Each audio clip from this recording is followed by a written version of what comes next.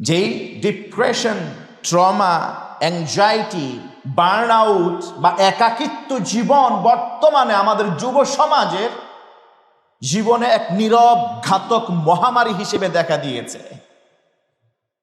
কত যুবক আজকে জীবন বিসর্জন দিচ্ছে, আত্মহুতি দিচ্ছে এই একাকিত্ব জীবন, নিঃসঙ্গ জীবন, ডিপ্রেশনের কারণে, বার্ন আউটের কারণে, অ্যাংজাইটির কারণে। আজ আমরা আপনাদের এমন এক বিস্ময়কর রাতের কথা বলবো,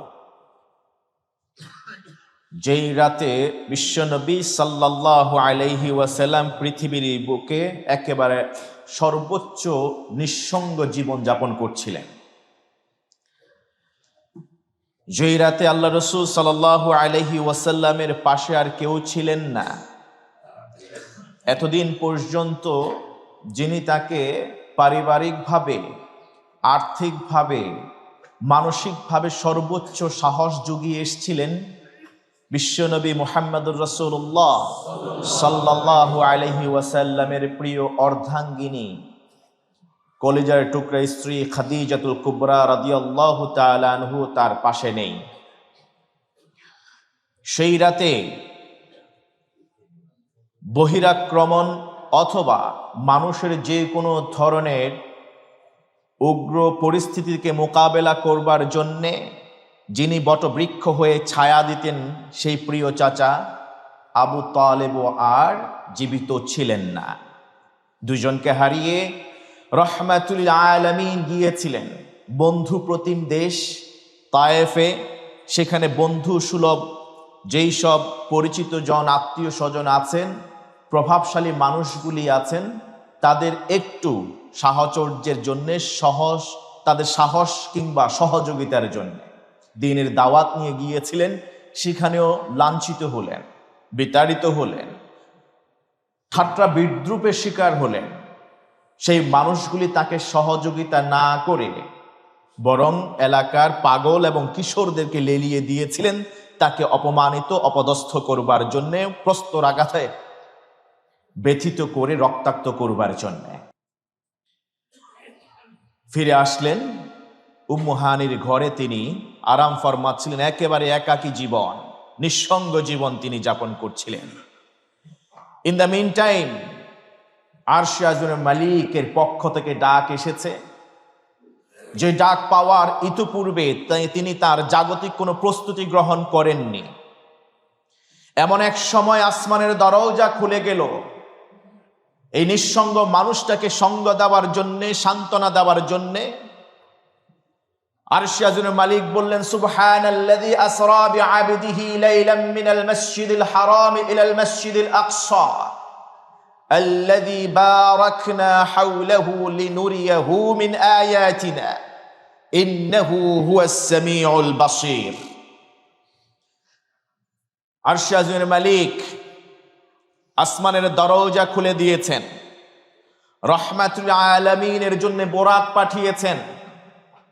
আল্লাহ রসুল সাল্লাল্লাহু আলাইহি ওয়াসাল্লাম জাগতিক কোনো ব্যবস্থাপত্র বা প্রস্তুতি ছাড়াই আকাশ পানে সপ্ত আসমান ভেদ করে এরপর আরশে আজিমে আল্লাহর দিদারে গিয়ে হাজির হয়েছেন। পৃথিবীর সব দরজা যখন বন্ধ হয়ে যায়, তখন আসমানের দরজা আল্লাহ তাআলা ওই বান্দার জন্য খুলে দেন। তবে ওই দরজা সব মানুষের জন্য খোলেন না, তার স্পেশাল কিছু বান্দার জন্য খোলেন, যারা নিজেদেরকে গোলাম হিসেবে আল্লাহর দরবারে পরিচয় করিয়ে দিতে পেরেছে। এই জন্য রব্বে কারীম বলেন, সুবহানাল্লাযী আসরা বিআবদিহি। আশ্চর্যের বিষয়, রব তিনি আশ্চর্যের কথাই বলছেন, বিস্ময়ের কথা। সুবহানা আল্লাযী আসরা, বিস্ময় তো সেই রবের যিনি এই অলৌকিক ঘটনা ঘটিয়েছেন রাতের কিয়দাংশ সময়ে। বিআবদিহি, তার বান্দাকে তিনি ভ্রমণ করিয়েছেন। বিনাবিয়িহি বলেননি, বিনাবিয়িহি বলেননি, বিরাসূলিহি বলেননি, বরং বলেছেন বিআবদি, তায়েফে যাওয়ার পর তায়েফবাসী তাদের দরজা বন্ধ করে দিল। আম্মা জান খাদিজাতুল কুবরা চলে গেলেন। চাচা আবু তালিব ওই পৃথিবীর যাত্রা শেষ করলেন। পৃথিবীর যখন দরজাগুলি এক এক করে বন্ধ হয়ে গেছে, আরশে আজিমের মালিক তার নবী রাসূলের ঊর্ধ্বেও তার বান্দাকে তিনি তার আরশে আজিমে ডেকে পাঠিয়েছেন। বান্দা মেয়ার আল্লাহর গোলাম, এর মর্যাদা, এর ক্ষমতা, এর শক্তি ফেরেশতাদের চেয়েও বেশি। সুবহানাল্লাহ। আল্লাহ তাআলা কোন নবী কিংবা রাসূলকে ফেরেশতাদের মধ্য থেকে নির্বাচিত করেননি। আল্লাহ তাআলা আরশে আজিমে রাসূলুল্লাহ সাল্লাল্লাহু আলাইহি ওয়াসাল্লাম, যিনি আল্লাহর গোলাম ছিলেন, তাকে আরশে আজিমে যাওয়ার মতো সে সুযোগ করে দিয়েছিলেন। ইভেন সিদরাতুল মুনতাহা পর্যন্ত ফেরেশতাদের নেতা জিবরিলের যাওয়ার অনুমতি ছিল, এরপরে তিনি আর কদম বাড়াতে পারেন। আমি আর আপনি যদি নিজেকে আল্লাহর গোলাম হিসেবে পরিচয় বাস্তবিকই দিতে পারি, আমার কথা, কাজ আর আমলের মধ্য দিয়ে, তাহলে আমাদেরও মর্যাদা আল্লাহ সুবহানাহু ওয়া তাআলা সর্বোচ্চটুকুন দিবেন, যেমনটা দিয়েছেন নবী মুহাম্মদুর রাসূলুল্লাহ সাল্লাল্লাহু আলাইহি ওয়াসাল্লামকে।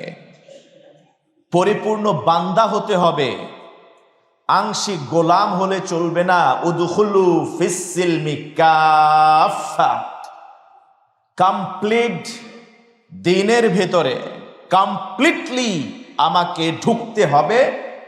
অর্ধেক বা আংশিক যদি আমি অনুকরণ করি আর আংশিক যদি আমি উপেক্ষা করি, আমি প্রকৃত গোলাম হতে পারবো না। আর যতক্ষণ পর্যন্ত প্রকৃত গোলাম হতে না পারবো, ততক্ষণ পর্যন্ত আল্লাহ সুবহানাহু ওয়া তাআলার একেবারে কাছ পর্যন্ত যেতে পারবো না। আজকের এই রাতের বলা কথাগুলাকে মেয়র অতীতের কোনো ঘটনা মনে করবেন না। আমরা আজকে কোনো ঘটনা নিয়ে কথা বলবো না। আজকে কথা বলবো আমাদের বাস্তবিক জীবন আর সমাজ রাষ্ট্রের সাথে সম্পর্কিত এমন কিছু কথা, যে কথাগুলি সমস্যা হিসেবে উপস্থাপিত হবে, তার সমাধানে ওই একটা রাতের কিয়দাংশ সময়টুকুনকে আমরা ব্যবহার করব। সেখান থেকে শিক্ষা নিয়ে, অর্থাৎ মেরাজ বা ইসরা হবে বর্তমানে মানুষের যেই সব উদ্ভূত সমস্যা আছে, সেই সমস্যার সমাধানে অন্যতম গাইডলাইন হিসেবে। আমরা আজকে মেয়ার কোনো নিছক কোনো গল্প কিংবা কথা বলবো না, কোনো ঘটনার দিকে আমরা যাব না। যাব আমাদের উদ্ভূত সমস্যার সমাধানে গাইড এবং মেসেজ নেব আমাদের বিশ্বনবী সাল্লাল্লাহু আলাইহি ওয়াসাল্লামের জীবনে ঘটে যাওয়া বিস্ময়কর সে আধ্যাত্মিক সফর থেকে ইনশাআল্লাহ তাআলা। যেমনটা বলছিলাম, মেয়ারাজ আরশে আজিমের মালিকের পক্ষ থেকে হাবিবের জন্য, প্রিয় নবীজি সাল্লাল্লাহু আলাইহি ওয়াসাল্লামের জন্য ছিল এটি সান্ত্বনার এক অনন্য সফর।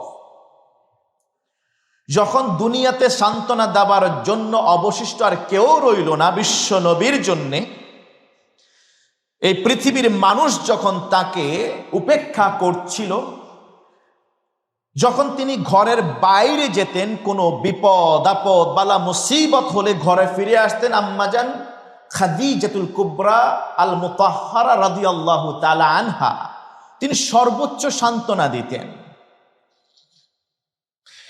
বাহিরে গেলে শত্রুরা আল্লাহ রসুলের দিকে হাত বাড়িয়ে দিতে, শত্রুতার হাত বাড়িয়ে দিতে সাহস পেত না, কারণ নেতা চাচা আবু তালেব ছিলেন বডিগার্ড হিসেবে। আবু তালেবের ইন্তেকালের পর রাসূলুল্লাহ সাল্লাল্লাহু আলাইহি ওয়াসাল্লাম মক্কার পথ ধরে তার হুজরাখানার দিকে আসছিলেন, ছোট্ট কুঠুরির দিকে গিয়ে যাচ্ছেন। ইন দ্য মেইন টাইম কাফের মুশরিকরা সেই আরবের প্রান্তরে ছড়িয়ে ছিটিয়ে থাকা মানুষের পায়ে পদপৃষ্ঠ হওয়া ওই মাটি ধুলা বালিগুলিকে কুড়িয়ে নিয়ে রহমাতুল আলামিনের চেহারা মোবারক, তার নূরানি চেহারায় মাথা মোবারকের মধ্যে ছিটিয়ে দিয়েছে, নিক্ষেপ করেছে।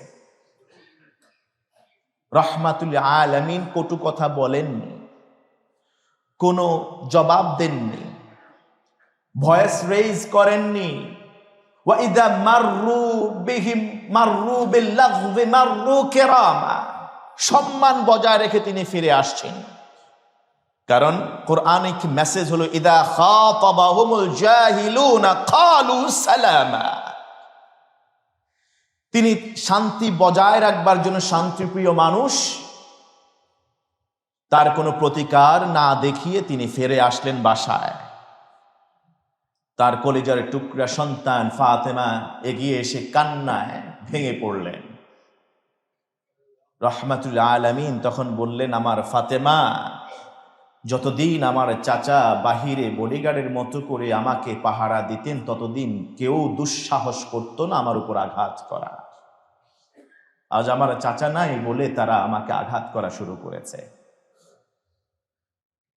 রহমাতুল আলামিন যখন একেবারে নিঃসঙ্গ জীবন যাপন করছেন, ঘরে বাইরে সান্ত্বনা বা প্রোটেকশন দেওয়ার কেউ নেই অবশিষ্ট, ওয়ান কাইন্ড অফ ট্রমাটাইজড ছিলেন। যেই depression, trauma, anxiety, burn out বা একাকিত্ব জীবন বর্তমানে আমাদের যুব সমাজের জীবনে এক নীরব ঘাতক মহামারী হিসেবে দেখা দিয়েছে। কত যুবক আজকে জীবন বিসর্জন দিচ্ছে, আত্মহুতি দিচ্ছে এই একাকিত্ব জীবন, নিঃসঙ্গ জীবন, ডিপ্রেশনের কারণে, বার্ন আউটের কারণে, অ্যাংজাইটির কারণে। ঘরে নাই কেউ সান্ত্বনা দেওয়া, বাইরে রক্ষা করার, বরং ওই সময় সবাই একসাথে ঝাঁপিয়ে পড়েছে রহমাতুল আলামিনকে পৃথিবীর মানচিত্র থেকে মুছে দেওয়ার জন্য। ইন দ্য মিন টাইম আরশে আযমের মালিক আল্লাহ সুবহানাহু ওয়া তাআলা তাকে ডেকে পাঠিয়েছেন বিস্ময়কর এক সফরে। আর সেই সফরের নাম হচ্ছে ইসরা। মক্কা থেকে বাইতুল মুকাদ্দাস, সেখান থেকে আরশে আজিম পর্যন্ত, আরশে আজিমের মাটিতে গিয়ে আল্লাহ সুবহানাহু ওয়া তাআলার সাথে স্বচক্ষে তার দিদার লাভ করা পর্যন্ত। সুবহানাল্লাহ। এই ছিল সান্ত্বনার এক অনন্য যাত্রা বা সফর রহমাতুল আলামিনের জন্য আল্লাহ তাআলার পক্ষ থেকে। এখান থেকে যে মেসেজটি আমাদের সেই সব যুবক কিশোরদেরকে দিতে চাই, যে সব যুবক কিশোর আজ একাকিত্বে ভুগছে, অ্যাংজাইটি কিংবা ডিপ্রেশনে ভুগছে, মেন্টাল হেলথ, মেন্টাল পিস যাদের নাই, স্টেবল না, তাদের জন্য আপনি যদি সত্যি আল্লাহর প্রকৃত বান্দা হতে পারেন, পৃথিবী যদি আপনাকে কুণ্ঠাসা করে ফেলে, পৃথিবী যদি আপনাকে ছুঁড়ে ফেলে দেয়, পৃথিবী যদি আপনাকে একা বানিয়ে দেয়, ওই একাকিত্ব নিঃসঙ্গ জীবনে এমন একজন সঙ্গী পাবেন যেই সঙ্গী পৃথিবীর সব মানুষের সঙ্গীর ব্যবস্থা করে দেন। তিনি কে? আরশে আজিমের মালিক আল্লাহ সুবহানাহু ওয়া তাআলা। আপনি যখন সবচেয়ে দুর্বল, তখন মনে করবেন আপনি সবচেয়ে বেশি সবল। আপনি যখন সবচেয়ে বেশি নিঃসঙ্গ, তখন মনে করবেন আপনি সবচেয়ে শক্তিশালী সঙ্গীর সাথেই বসবাস করছেন। আপনি যখন একেবারে আপনি পৃথিবী থেকে আইসোলেটেড মনে করবেন, আল্লাহর পথে থাকবার জন্য মনে রাখবেন, তখন আপনার এই পায় পৃথিবীর জমিনে নয়, খোদ আরশে আজিমের আরশে গিয়ে পৌঁছচ্ছে। যদি আপনি আপনার জীবনটা যদি আল্লাহ রাসূল সাল্লাল্লাহু আলাইহি ওয়াসাল্লামের জীবনাদর্শের অনুকরণ মাফিক হয়। কখনো আপনি নিজেকে একা ভাববেন না, কখনো আপনি নিজেকে নিঃসঙ্গ ভাববেন না। মনে রাখবেন, এই পৃথিবীর কোনো মানুষ আপনার কোনো ক্ষতি করতে পারবে না, যতটুকুন পারবে ততটুকুন আল্লাহর পারমিশন ছাড়া হবে না। এই পৃথিবীর মানুষ আল্লাহ সুবহানাহু ওয়া তাআলা তাদেরকে পরীক্ষা করবেন, বিভিন্নভাবে পরীক্ষা করে আরশ আজিমের মালিক তাদেরকে সেইভাবেই তিনি পুরস্কৃত করবেন। রাসূলুল্লাহ সাল্লাল্লাহু আলাইহি ওয়াসাল্লাম ধৈর্য হারা হয়ে যাননি, তিনি দেবদাসী জীবন বেছে দেননি, একটা কথাও এমন তিনি উচ্চারণ করেননি ওই নিঃসঙ্গ ওই সময়টুকুনতে যে কথাগুলি আল্লাহর বিধান কোরআনের বাইরে যেতে পারে। সুবহানাল্লাহ। আল্লাহর অসন্তুষ্টির কারণ হয় এমন কোনো কাজ তিনি তখন করেননি, সর্বোচ্চ সবর ইখতিয়ার করেছিলেন। ইন্নামা ইউওয়াফফাস সাবিরুনা আজরাহুম বিগাইরি হিসাব। একেবারে কঠিন বিপদের সময় যেই বান্দা প্রকৃত ধৈর্য ধারণ করতে জানে পারে, তাকে আল্লাহ তাআলা এমন পুরস্কার দিবেন যে পুরস্কার তিনি ক্যালকুলেশন করে দেবেন না, বিনা হিসেবে দেবেন। এই ঘোষণা কার? আল্লাহ সুবহানাহু ওয়া তাআলা। রাসূলুল্লাহ সাল্লাল্লাহু আলাইহি ওয়াসাল্লাম বিজলি বললেও ভুল হবে, বোরাকের গতিতে তিনি গিয়েছেন সেখানে। সুবহানাল্লাহ। বোরাকের গতির ব্যাপারে হাদিসে এসছে, এক কদম থাকে এখানে, আরেক কদম দৃষ্টি সীমা পেরিয়ে গিয়ে পরবর্তী কদম পড়ে। এমন ত্বরান্বিত গতিময় স্পিডি এক বাহনের মাধ্যমে আল্লাহ রাসূল সাল্লাল্লাহু আলাইহি ওয়াসাল্লাম আল্লাহর দিদারে গিয়েছেন। আজকের এই পৃথিবীর এই যুগ, পৃথিবীর বর্তমান এই সময়, কন্টেম্পোরারি এই এইজে আমরা এআই এর যুগে বসবাস করছি। আমাদের ইন্টারনেটের গতি 5G এখন ক্রস করতে চলেছে। আমাদের গতি অনেক, যেই গতি আমাদেরকে ব্যাগতিক কায়দায় ফেলে দিচ্ছে। এই গতির কারণে আমরা নামাজ, রোজা, হজ, যাকাত সবকিছু ভুলে বসে আছি। ইন্টারনেটের এই গতি, আধুনিকতার এই ছোঁয়া আমাদের জীবন থেকে আল্লাহর সাথে সম্পর্ক ডিটাচড করে দিয়েছে, একেবারে আইসোলেটেড করে দিতে বসেছে।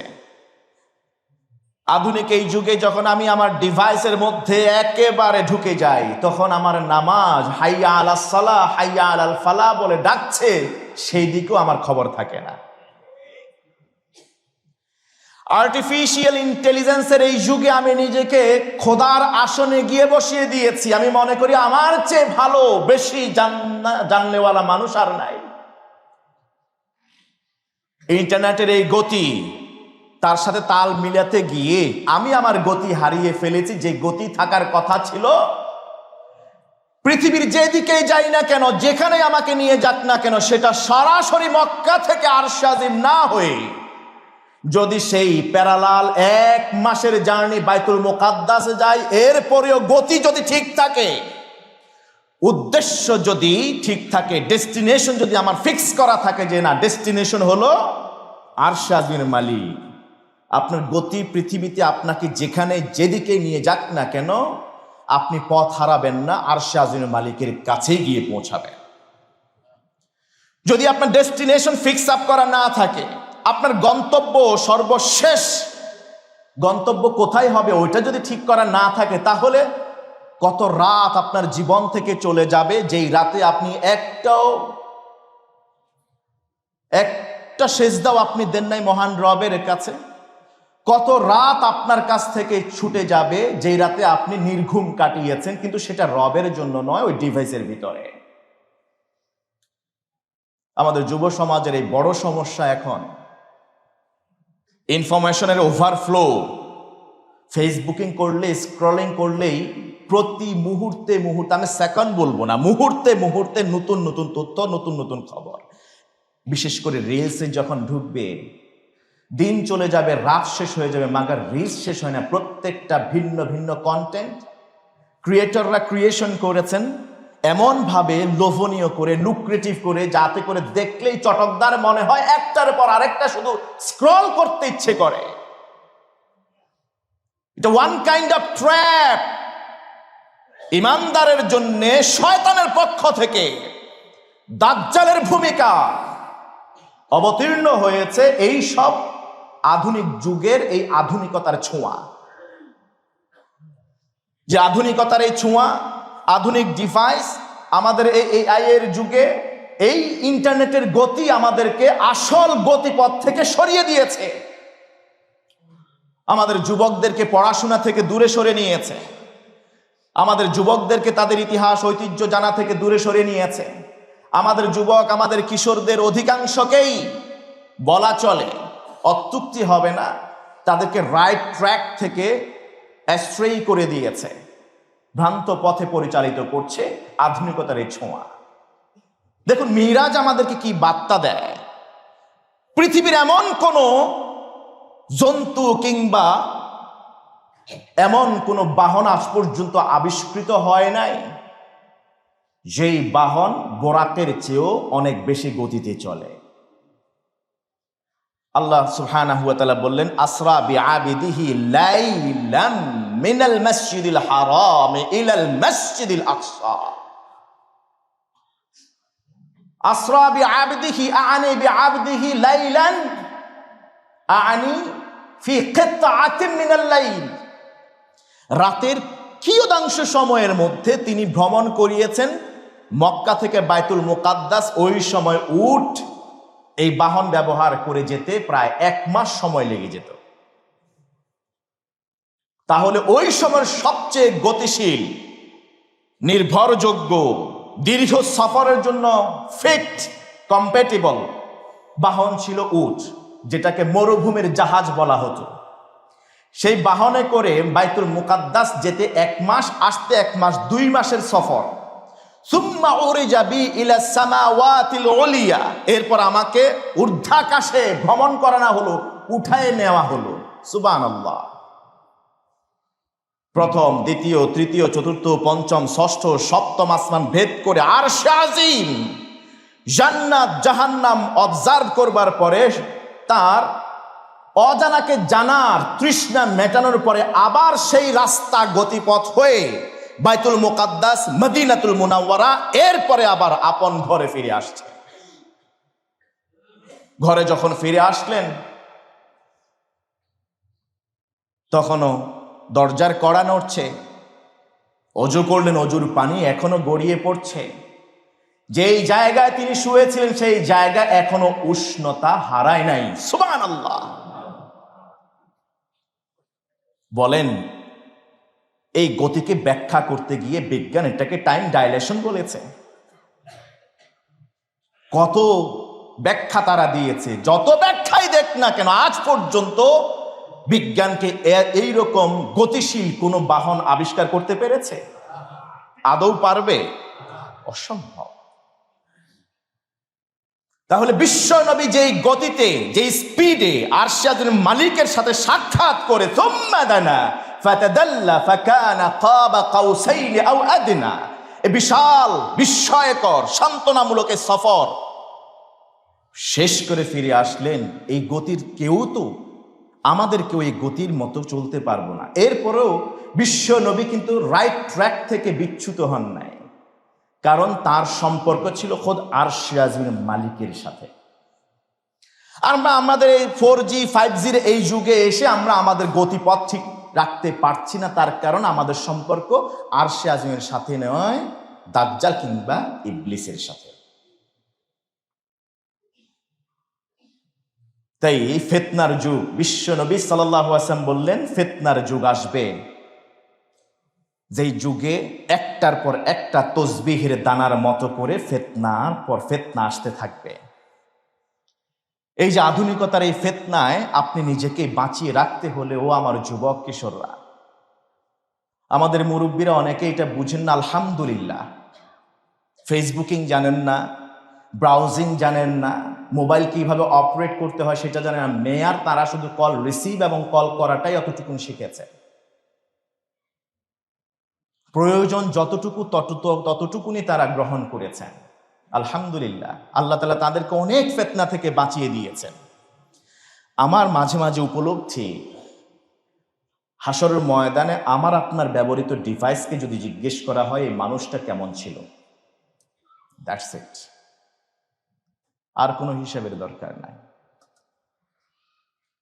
এটা এমন এক ফিতনা, দাজ্জালি ফিতনা, যেই ফিতনা আমাকে প্রতি মুহূর্ত বাধ্য করছে, তাওয়ান ওয়া কারহান, ইচ্ছাই হোক অনিচ্ছাই হোক, আমার চোখের সেই লজ্জা নিবারণ করা থেকে বাধা দিচ্ছে।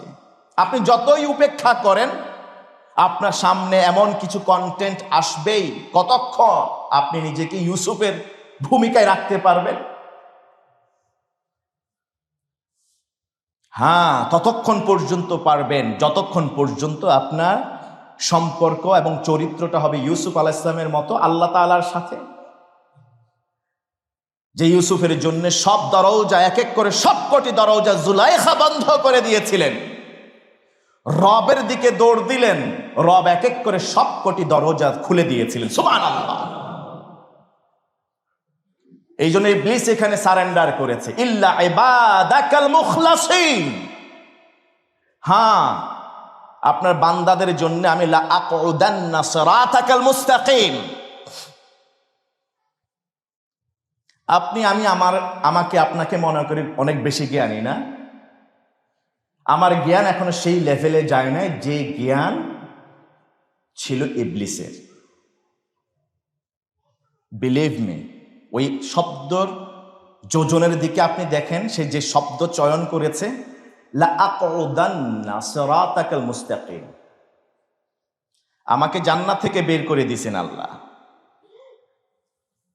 আমি আপনাকে বলছি লা আকুদান্না, লামে তাকিদ, বানুনে তাকিদ, সাকিলা, এখানে এমন তাকে ডাবল তাকিদের মিনিং দেয়, নিশ্চয়তা, ডাবল নিশ্চয়তা।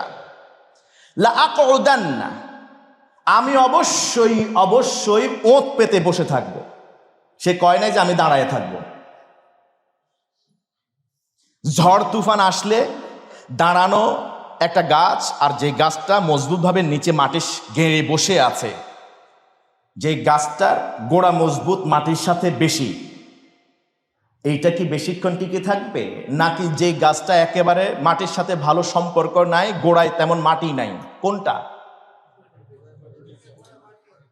যেটার গোড়া মাটি, গোড়া শক্ত, সেটাই তো বসে থাকবে। ইবলিস কি শব্দ বলছে দেখেন, লা আকুদান্না, অবশ্যই অবশ্যই, নিশ্চিত করে বলি আল্লাহ, আমি একেবারে পেতে শক্ত করে মাটির সাথে বসে থাকবো। কোথায়? সে বলে না দাঁড়িয়ে থাকবো। কোথায়? সিরাতাকাল মুস্তাকিম।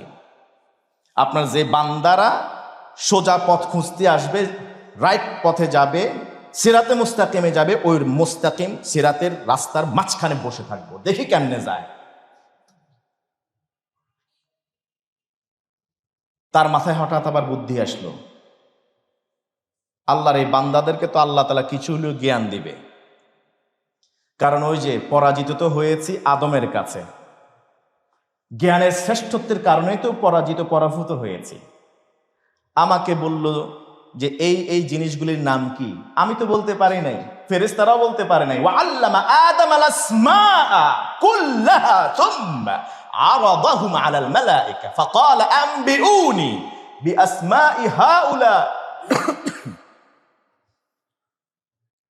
আল্লাহ তাআলা আদমকে সবকিছু শিখায় দিলেন, সবকিছুর নাম জানায় দিলেন। জানায় দেওয়ার পরে আদমের আগে ফেরেশতাদেরকে জিজ্ঞেস করলেন, এইগুলার নাম কি, এটার নাম কি, ওইটার নাম কি? বলতেই পারে না। লা ইলমা লানা ইল্লা মা আল্লামতানা। আল্লাহ আপনি যা শিখাইছেন এটা ছাড়া আর কোনো জ্ঞানই নাই। কিন্তু আদমরে তো আল্লাহ শিখাই দিছেন। আদমকে বলার সাথে সাথে আদম ফটফট করে সবকটার নাম বলে দিছেন। এই আদমের শ্রেষ্ঠত্ব শুরু হয়ে গেল। ইবলিসের মাথায় ওই ঘটনা তো আছে, বিস্তৃত হয় নাই। আপনি মনে করেন না আমি হেদায়েতুল্লাহর মতো 3 দিন আগে কি খাইছি বা গতকালকে কোন বেলায় কি খাইছি এটা আমার মনে নাই। ইবলিসের স্মৃতিশক্তি এত দুর্বল না, ও আমার চেয়ে অনেক বেশি জ্ঞানী। সে ভাবছে আমি যদি সোজা রাস্তায় বসে থাকি ওইখানে, তাহলে তো বান্দা ডান পাশে বাম পাশ দিয়া সামনের দিকে অথবা পিছনে গিয়ার নিয়ে যাবে, আবার দিবে দৌড়। এবার সে বলল যে না, আমি ডান দিক থেকে বাম দিক থেকে সামনে পেছনে 4 দিক থেকেই তাকে কোন দিক দিয়ে যাবে? কোন দিক দিয়ে আমি সঠিক রাস্তায় যাইতে দেব? তবে হ্যাঁ, সারেন্ডার করছি এক জায়গায়, আল্লাহ ইল্লা ইবাদাকাল মুখলাসিন, যারা নিজেদের ভিতরে দমিয়ে রাখা সুপ্ত লুকায়িত ওই নফসের তামান্না থেকে নিজেকে বের করে নিয়ে আসতে পারবে, নিজেদের নফসের গোলামিকে কোরবান করে আপনার গোলামি মেনে নেবে, নিজেকে সত্যিকারের বান্দা ইবাদ একনিষ্ঠ মুখলাসিনদের অন্তর্ভুক্ত করে নিতে পারবে, এদের ব্যাপারে আমি সারেন্ডার। এদেরকে আমি কিছু করতে পারবো না, এদের ধারে কাছেও যাব না। এদের যাদের জীবন হবে ওমরের মতো, ওই রাস্তা ছেড়ে আমি ইবলিস দূরে দিয়ে পালায়ে যাব। ইভেন যদি তাদের কাছেও যাই, আমি ঈমান আনয়ন করব, তাদেরকে আমি ডিস্টার্ব করব না, যেমনটা করতে পারেন নবী মুহাম্মদুর রাসূলুল্লাহ। আমার নবী বলেন আমার সাথে ইবলিস আছে। যখন নবী বললেন সবার সাথে একটা করে ইবলিস থাকে, সাহাবীগণ, ইয়া রাসূলুল্লাহ আপনার সাথে কি ইবলিস আছে? বললেন হ্যাঁ আছে, কিন্তু ওই আমার ইবলিস আমার উপর ঈমান আছে। ওমরের ইবলিস, ওমরের সাথে যে ইবলিস থাকে সেই ইবলিস ওই রাস্তা, সঠিক রাস্তা ছাইড়া দিত, সে দূর দিয়ে ভাগতো তাকে দেখার আগেই। আর আমার সাথে যে ইবলিস থাকে ও দূরে যাবে কি, ওরে কাছে টাইনে আনছি, কারণ আমি তো রাহমাতুল আলামিন, ইমানদার পাপী কাউকে দূরে ঠেলে দেওয়ার মানুষ আমি নই, আমি তো রাহমাতুল আলামিন। তা আমার কাছে যে ইবলিস আসছে, ও জীবনে আমারে ভালো ছাড়া মন্দ কোনো পরামর্শ দিতে পারে? সুবহান।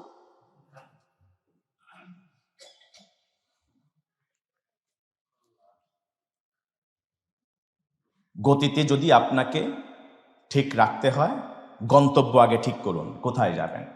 তাহলে ওই গতি, স্পিড, এআই কিংবা আধুনিক যত এমিনিটিস আসবে সবকিছু থেকে আপনি শুধু বেনিফিট নেবেন, বেনিফিট। আমি বলছি না এগুলিকে ছেড়ে দিন, এগুলির ধারে কাছেও যাবেন না, না, গ্রহণ করুন, বরং এটাকে আল্লাহর রাস্তায় ব্যয় করুন, আল্লাহর রাস্তায় দিন প্রচারের কাজে আপনারা সেটাকে গ্রহণ করুন। ততটুকুন গ্রহণ করুন যতটুকুন আপনার দিন প্রচারের জন্য প্রয়োজন, ততক্ষণ পর্যন্ত গ্রহণ করুন যতক্ষণ পর্যন্ত ওই গ্রহণের সময়টুকুন আপনাকে আল্লাহ থেকে আলাদা করে দেবে না, বরং আল্লাহর কাছে নিয়ে যাবে।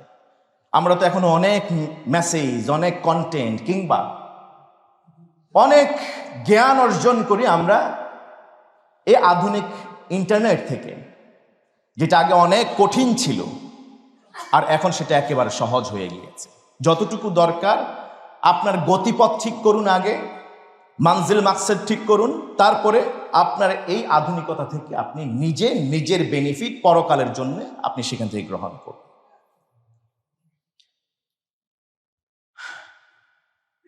নবী মুহাম্মদুর রাসূলুল্লাহ সাল্লাল্লাহু আলাইহি ওয়াসাল্লাম এমন এক সীমানা পেরিয়ে গেছেন যে সীমানায় জিবরিল থমে গেলেন।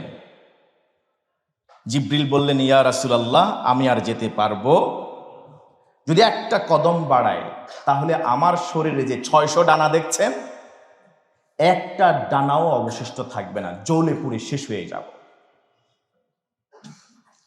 রাহমাতুল আলামিন সেখানে থেমে থাকেননি, একা পথ চলতে শুরু করলেন। সুবহানাল্লাহ বললেন না? আমি আপনি মনে করি আমি যদি আমার যোজন না পাই, আমি যদি আমার সঙ্গী না পাই, আমার দলে যদি লোক বেশি না থাকে, আমি যে সত্যের পথে চলছি, পথে মানুষ এত কম, আমি কিভাবে ডেস্টিনেশনে পৌঁছাবো? এমন এক জায়গায় আল্লাহ রসুলকে নিয়ে জিবরিল আলাইহিস সালাম ছেড়ে দিলেন, যেখানে জিবরিলের সামনে বলছেন আমি আর যেতে পারবো না, এখন আপনার রাস্তা আপনাকেই চলতে হবে।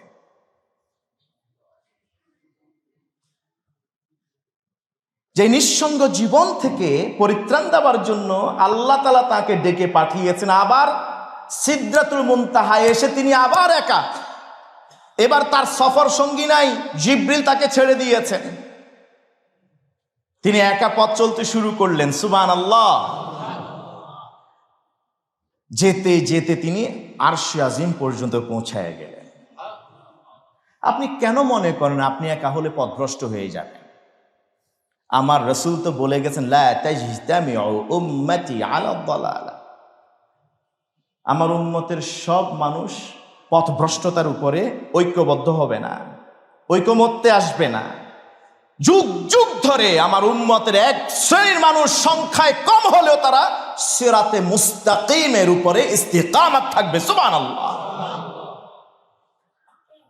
আপনার দলে লোক কম হলেও যদি আপনি সত্য সঠিক পথে থাকেন, আপনার গন্তব্য যদি সঠিক থাকে কোরআন সুন্নাহর আলোকে, আপনি কখনো পথহারা হবেন না।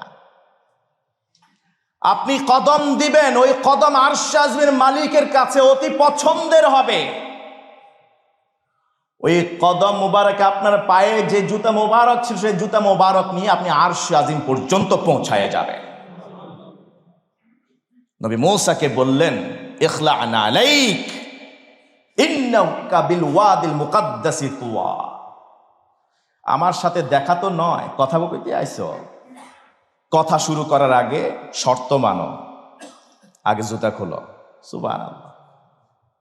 আগে কি খোলো? ফাখলা'না আলাইক, তোমার দুই পায়ের জুতা খুলে ফেলো। কারণ ইন্নাকা বিল ওয়াদ, তুমি এমন একটা উপত্যকায় আসছো, পাহাড়ের কাছে আসছো, আল মুকাদ্দাস, যেটা পবিত্র, ওখানে জুতা নিয়ে যাওয়া যায় না। সুবহানাল্লাহ বলেন।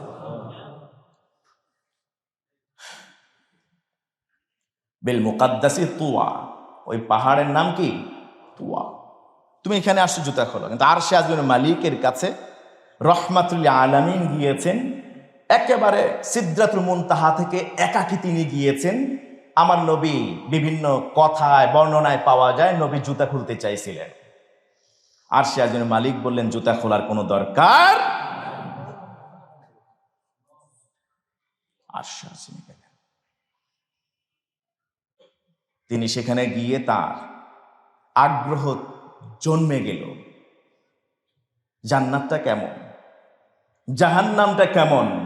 রব তো বলেছেন, আমি তোমাকে এই সফরে নিয়ে এসেছি নুরিয়াহু মিন আয়াতিনা, আমি আমার বড় বড় নিদর্শনগুলি তোমাকে দেখাবো। এর মধ্যে অন্যতম দুইটা নিদর্শন হলো জান্নাত জাহান্নাম। রাসূলুল্লাহ সাল্লাল্লাহু আলাইহি ওয়াসাল্লাম এটা বলেন নাই, আল্লাহ এত দীর্ঘ রাস্তা সফর করে আসছি, ইমামতি করছি, সেই বাইতুল মুকাদ্দাসে এত নবীর সম্মেলন হলো, আন্তর্জাতিক বা ইন্টারন্যাশনাল একটা গ্যাদারিং হলো, সেখানে আমি ইমামতি করছি, এই দীর্ঘ সফর রাস্তা পেরিয়ে আসছি, প্রত্যেক আসমানে নবীদের সাথে রাসূলদের সাথে যোগাযোগ করা, কথা বলা, পারমিশন নেওয়া, কত কিছু পেরিয়ে এখন আরশে আযমে আসছি। এখন আর ছুটি দেন, এবার বিদায় দেন, একটু রেস্ট দরকার, বাসায় চলে যায়। বরং তিনি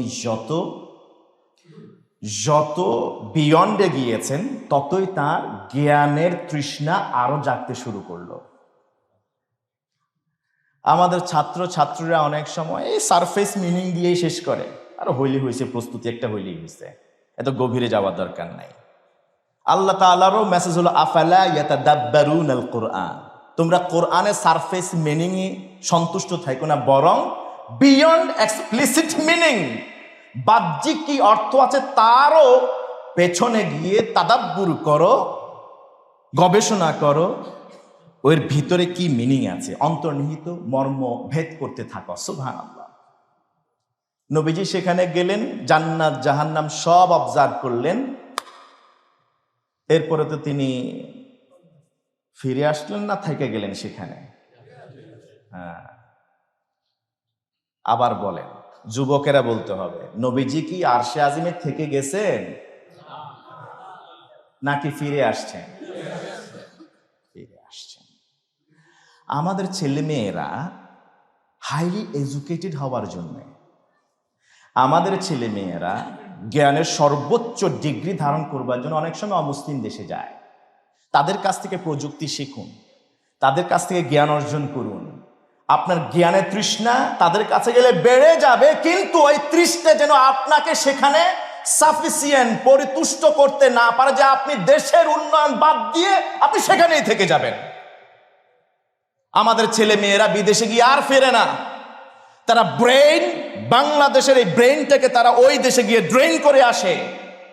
সেখানে তাদের সব জ্ঞান, সব অর্জন, সবকিছু বিসর্জন দেয় ওদের উন্নয়নে। আমি তো ভেহিমেন্টলি বলি, দায়িত্ব নিয়ে, অমুসলিম রাষ্ট্রে কোনো মুসলমানের জীবিকা উপার্জনের জন্য বসবাস করা জায়েজ নাই। অমুসলিম রাষ্ট্রে জীবিকা উপার্জনের জন্য, স্টাডিজ হওয়ার জন্য, গ্রিন কার্ড পাওয়ার নিয়তে বসবাস করা ইসলাম অনুমোদন দেয় না। বরং ইসলাম বলে আরদুল্লাহি ওয়াসিআ ফাতুহাজিরু ফিহা, জমিন প্রশস্ত, ওয়াইডেন, স্প্রেড অ্যাওয়ে, জমিনে ছড়িয়ে পড়ো। যদি তুমি তোমার ওই ঘরে, যদি তুমি তোমার ওই অঞ্চলে, ওই দেশে যদি ইসলাম কায়েম করতে না পারো, তোমার দিন যদি মানতে তুমি না পারো, তাহলে এমন জায়গায় যাও, আমার দেশ, আমার এই জমিন তো প্রশস্ত, ওই জায়গায় গিয়ে তুমি অবস্থান নাও। অমুসলিম দেশে যাওয়া যাবে জ্ঞান অর্জনের নিয়তে, অমুসলিম দেশে থাকা যাবে দিন প্রচারের নিয়তে, দাঈ ইলাল্লাহর ভূমিকায়। এই ছাড়া জায়েজ নাই। আমাদের ছেলেরা বাবা মায়ের লক্ষ লক্ষ টাকা, 40-50 লাখ টাকা খরচ করে দেশের অর্থ ব্যয় করে অনেক অমুসলিম দেশে যায়। সেখানে যাওয়ার পরে ওই আধুনিকতায় হারিয়ে যায়, আর আমার দেশে ফিরে আসে না। আহা, পৃথিবীর সব আধুনিকতা একসাথ করলেও, পৃথিবীর সব নাজ নিয়ামত, অবদান, অগ্রগতি, উন্নয়ন একসাথ করলেও জান্নাতের নাজ নিয়ামতের কোনোটার তুলনা হবে? ওই জান্নাতের নবীজি গিয়েছেন, আরেক নবীও তো গিয়েছিলেন, সম্ভবত নবী ইদ্রিস। তিনি যাওয়ার পরে আর ফিরে আসেন নাই। সুবহানাল্লাহ কইবেন না? ওই জান্নাতের চেয়েও কি বেশি নিয়ামত আজকের এই পৃথিবীতে কোথাও আছে? আমার নবী কিন্তু গিয়েছেন দুলুকে ভুলুকে সবারে ছাড়িয়া। সুবহানাল্লাহ। সবকিছু ভেদ করে তিনি চলে গেলেন, সবকিছু দেখার পরে তিনি আবার ফিরে আসলেন। This is the message. রাসূলুল্লাহ সাল্লাল্লাহু আলাইহি ওয়াসাল্লাম আধ্যাত্মিকতা সর্বোচ্চ লেভেলে গিয়েছেন, কিন্তু পৃথিবীকে ভুলে নয়। রাসূলুল্লাহ সাল্লাল্লাহু আলাইহি ওয়াসাল্লাম স্পিরিচুয়াল ওয়ার্ল্ডে গিয়েছেন, তিনি ভ্রমণ করেছেন, পৃথিবীকে বাদ দিয়ে নয়। কিংবা তিনি আধ্যাত্মিকতার জন্য দুনিয়াকে ছাড়েন নাই, কিংবা কখনোই দুনিয়ার জন্য আধ্যাত্মিকতাকে তিনি ভুলে যান নাই। আমাদের অবস্থা হয়েছে এইরকম, আমরা ব্যালেন্স করতে পারি না। রব্বানা আতিনা ফিদ দুনিয়া হাসানা ওয়া ফিল আখিরাতি হাসানা। ব্যালেন্সড লাইফ লিড করার জন্য আল্লাহ তাআলা আমাদেরকে বললেন, আর নবীজি প্রত্যেক দোয়ায় তিনি এই দোয়াটা বলতেন। প্রতিটা সময়, প্রতিটা হাত তোলার সময় তিনি বলতেন রব্বানা আতিনা ফিদ দুনিয়া হাসানা ওয়া ফিল আখিরাতি হাসানা। এটা হলো ব্যালেন্সড লাইফের বার্নিং এক্সাম্পল। আমাদের কেউ কেউ দুনিয়ার জন্য আখিরাত ছেড়ে দিয়েছি, আবার কেউ কেউ আখিরাতের জন্য দুনিয়াকে ভুলে বসে আছে। বরং দুনিয়া আখিরাতের দুইটার একটা কমপ্লিট ব্যালেন্স লাইফ লিড করা দরকার, যেটা নবীজি মুহাম্মদুর রাসূলুল্লাহ সাল্লাল্লাহু আলাইহি ওয়াসাল্লাম এবং তার পরবর্তী সাহাবীরা করেছেন। আল্লাহ তাআলা আমাদেরকে বুঝা আমল করার তৌফিক দান করুন।